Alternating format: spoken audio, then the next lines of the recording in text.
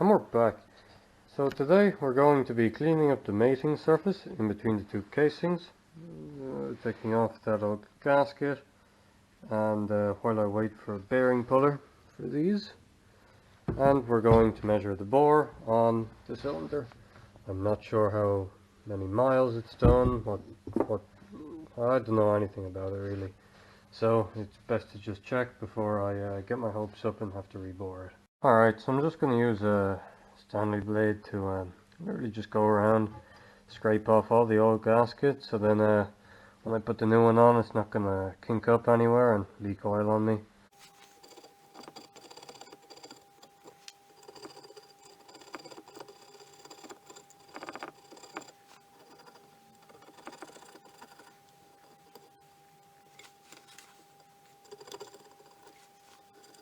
And when you're doing this, it's important to remember that you don't want to hold the blade like at too sharp of an angle, like this.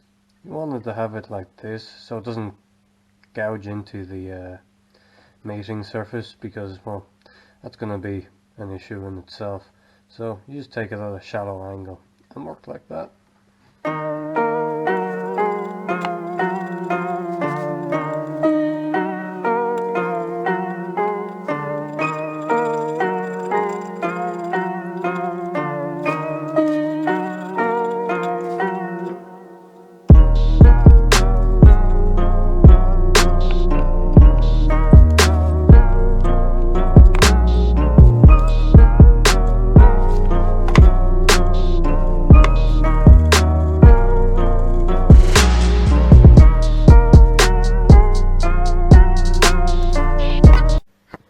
Alright, so the cylinder is 50.5 millimeters to 50.52 millimeters is standard specification, and it can go up to 50.57 before it needs an overbore.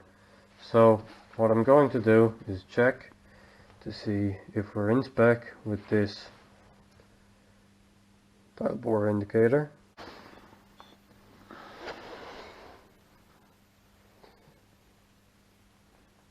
So when you're measuring your bore, it's important to take a measurement from more than one location, and generally near to the bottom. So when you're measuring your bore, it's important to take a measurement from more than one location.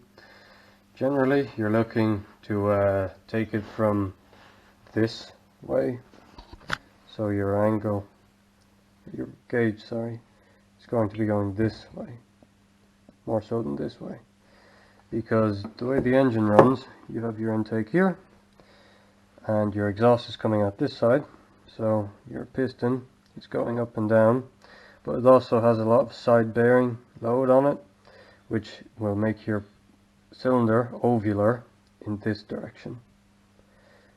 Not this direction, this will wear out from regular wear, but this direction will wear faster. So you're better off checking that way first to see what's the worst worn area of the cylinder. So for the first measurement, the indicator is almost up at the top of the bore, and when we come up to here, we can see that the needle is zeroed out. I'll take a picture of that. Okay, so now that you see it's on zero, we rock it like so.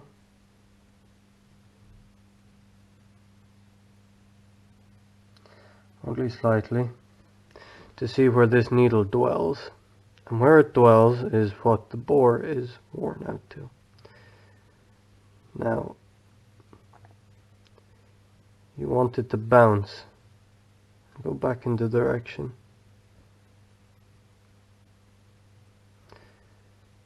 Now, where it dwells is where it's going to bounce. So it's going to go back towards this metal tang, which I'll highlight.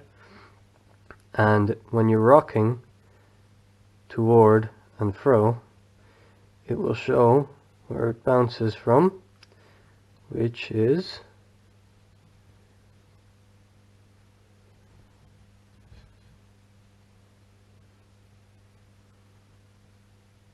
which is just about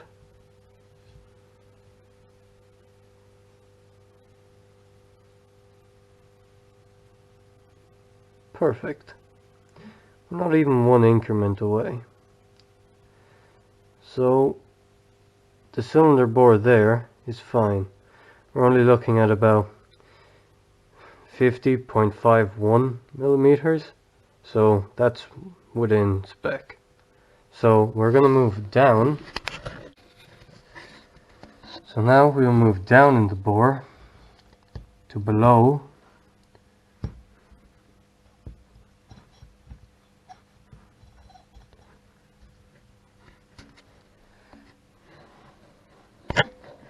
below the intake and exhaust, and we will do the same. And as we can see,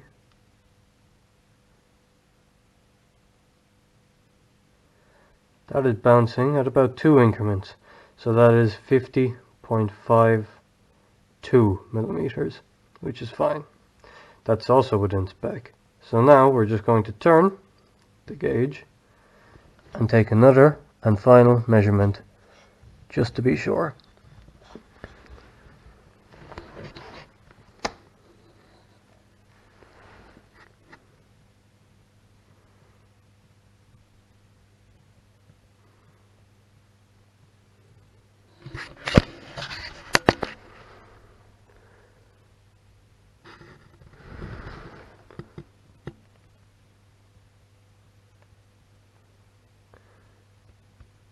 And as we can see again, the bore is perfect.